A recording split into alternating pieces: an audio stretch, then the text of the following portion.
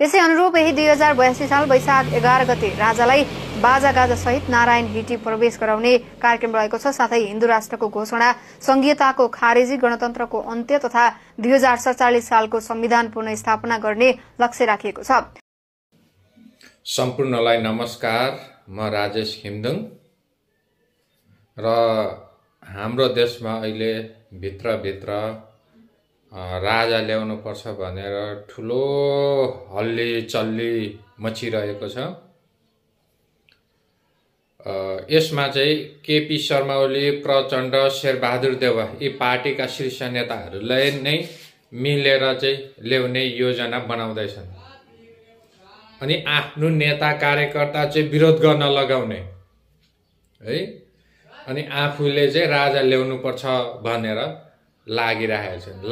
राजा ल्याउनुको मुख्य कारण भनेको चाहिँ उद्देश्य भनेको चाहिँ के हो भन्दाखेरि यो देशका जनताहरू टाठा बाठा हुन थाले। अब यिनीहरूलाई अब नेता कार्यकर्ता पनि हिजोसम्म दास र नोकर थिए, बेकुब थिए, हामीले उल्लु बनाउन सक्थ्यौँ। आज अलिक सचेत हुँदै गए। अब यिनीहरूलाई कसरी दबाउने भन्दाखेरि त यिनीहरूले के बुझे भन्दाखेरि अब हामीले राजालाई लिएर चाहिँ सिंहदरबारमा राख्नुपर्छ अनि हामीले राजाको नाममा नै चाहिँ अन्याय अत्याचार दमन गर्नुपर्छ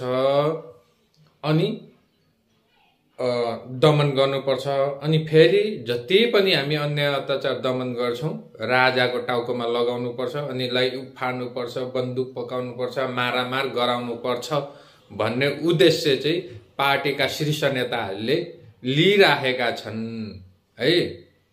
त्यही कारणले आज प्रहरी, प्रशासन है, आर्मीलाई निष्क्रिय हुए भनेर चाहिँ उसले चाहिँ भनिराखेको छ यिनीहरूले है। बाहिर चाहिँ हामी हुकुम दिए जस्तो गर्छौं, यी जनता आफ्नो नेता कार्यकर्ताहरूलाई हामी बेकुब बनाउँछौं, गधे बनाउँछौं, तिमीहरूले चाहिँ निष्क्रिय बसै भनेर चाहिँ त्यस्तो कामहरू चाहिँ गरिराखेका छन् है।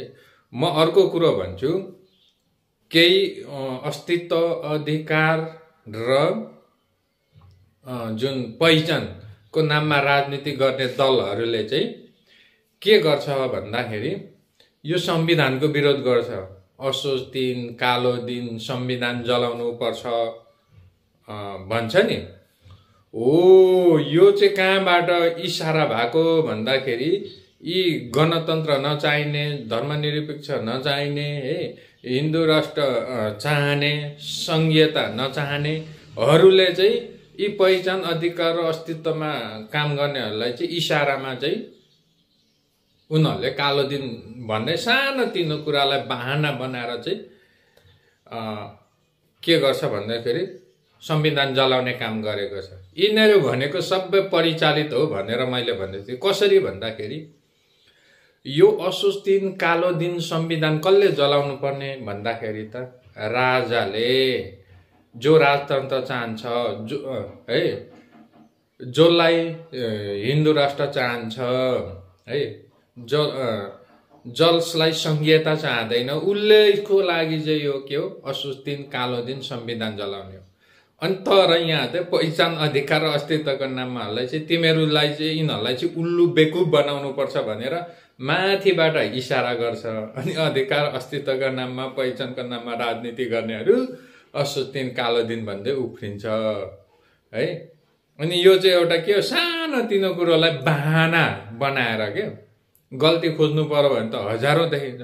मैले भन्ने गर्थेँ कि यी नेतृत्वहरूलाई अहिले यो संविधानमा धर्मनिरपेक्ष छ है, गणतन्त्र छ है, संघीयता छ, मुख्य यी 3 मेरुदण्डहरू हुन् जुन तपाईहरूले चाहेको किन विरोध गर्नुहुन्छ भन्दाखेरि सानो तिनो बहाना निकालेर है अनि आफ्नो नेता कार्यकर्तालाई उफारेको छ। यिनीहरूले कति बेकुब, कति उल्लु बनाइरहेको छ हेर त।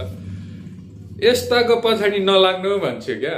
अहिले राजतन्त्र ल्याउन आँटो नि हैन, जुन राजालाई ल्याउनका निम्ति ठुलो भित्र चाहिँ ठुलो है।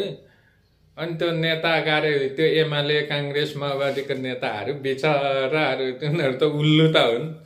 आफ्नो शीर्ष नेताले जे भने त्यही मान्ने, गु खा भन्छ भने खान्छ क्या ती बेकुबहरू है। तर म के भन्छु भने राजा यदि ल्याउने हो भने इमान्दार नैतिकवान मान्छेहरूले ल्याउने हो। यी शासकहरूले जसले ल्याउँदैछ यो चाहिँ षड्यन्त्रको रूपमा झन अशान्ति मचाउनको निम्ति चाहिँ ल्याउने योजना बनाउँदैछन् है। किनभने राजा त हरेक ठाउँ हरेक टोल हरेक गाउँ पुग्न सक्दैन है। पहिले म के भन्छु, जुन राजाले शासन गरिरहेका थियो, म चाहिँ के भन्छु भने जुन राजाले शासन गरिरहेको थियो नि त्यति बेला त्योभन्दा मुनि शासन गर्ने थियो को थियो भन्दाखेरि यही एमाले काङ्ग्रेस माओवादीका जस्ताका पार्टीका शीर्ष नेताहरू छन्। एमाले र काङ्ग्रेसका शीर्ष नेताहरू थिए। उनीहरूले शासन गर्ने, उनीहरूले चाहिँ दमन अन्याय अत्याचार जनतामाथि गर्ने, उनीहरूको धर्म नै त्यही हो है। जनतालाई गरिब बनाउने, न्याय नदिने, अहिले पनि त्यस्तो थुप्रो छ। नदिने भइसकेपछि के नदिने, अनि त्यो चाहिँ दोष चाहिँ सबैलाई राजालाई लगाएर दिन्थ्यो के, राजालाई लगाउँथ्यो कि राजाको कारणले गर्दा। अनि राजाको विरुद्धमा सबै उचाल्ने पछार्ने है। तर यी शासकहरूको दुईटै उठे थियो, एउटा राजा ढाल्ने र अर्को के हो फेरि के गर्छ, राजा ढाल्ने र जनतालाई मराउने, जनसङ्ख्या कम गर्ने यिनीहरूको नीति हो है। त्यो कारणले अब फेरि यी शासकहरूले राजा ल्याउँदैछ, राजा ल्याउने योजना बनाउँदैछ। पहिलो कुरो त म के भन्छु भने अमेरिका, चीन, भारत कसैले पनि नेपालमा राजा ल्याउन सक्दैन। किन भन्दाखेरि यी पार्टीका एमाले काङ्ग्रेस माओवादीका पार्टीका शीर्ष नेताहरूले नचाहन्जेल सक्दैन यिनीहरूले, किनभने यिनीहरू सत्तामा छ है। राजा ल्याउनुको लागि त यिनीहरूको सहमति चाहियो नि त। यदि यिनीहरूले चाहेन भने त ल्याउन सक्दैन। यिनीहरूले नचाहँदा पनि ल्याउनु पर्यो भने कि त यी शीर्ष नेताहरूलाई गोली नै ठोकेर उडाउनु पर्यो, भूमैमा मार्नु पर्यो, अनि मात्रै सक्छ के। त्यो कारणले विदेशीले ल्याइदिएको भनेर चाहिँ फेरि नेता कार्यकर्ताहरूलाई चाहिँ उल्लु बनाउने छन्। अब फेरि राजा बनाइहाल्यो भने के हुन्छ भन्दाखेरि राजा ल्याइहाल्यो भने उसको नाममा अन्याय अत्याचार दमन गर्छन्, फेरि नेता कार्यकर्तालाई उफार्छन्, मार्छन्। यिनीहरू भनेको तलको भुसुनाहरू जस्तै हो क्या जनताहरू भनेको है। अनि फेरि राजा ढाल्नुपर्छ भन्नेतिर लाग्छन्। अनि कहिलेसम्म यो गेम खेल्ने? त्यही कारणले यी अपराधीहरूलाई विश्वास गर्नु हुँदैन, यिनीहरूको पछाडि लाग्नु हुँदैन। जबसम्म यी फटा अपराधी षड्यन्त्रकारीहरूले यो देश चलाउँछ तबसम्म यो देशका जनताले सुख शान्ति र समृद्धि पाउँदैन। तपाईहरूलाई कस्तो लाग्यो लाइक सेयर र कमेन्ट गरिदिनु होला है। तपाईँ हामी सचेत बन्नुपर्छ। धन्यवाद।